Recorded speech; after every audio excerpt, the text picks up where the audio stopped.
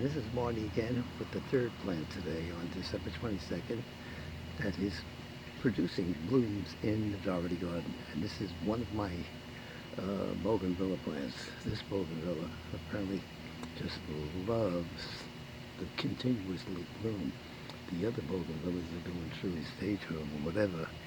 We just can't explain it, but since Mother Nature is providing these, or this particular version of the Bougainvillea, the orange, I call it. I'm trying to say another color, but it is orange when it's producing. Let me see if that's a little closer, more to the orange. But as you can notice, there are numerous new green leaves produced throughout the entire plant.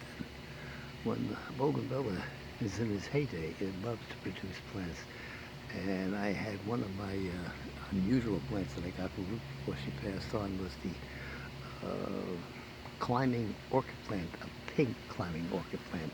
And I put it on here, and only one has survived. I cut it into several sections. Only one has survived. There it is right there. And Mother Nature is taking care of that. So I think the health from this Bougainvillea is transferred to that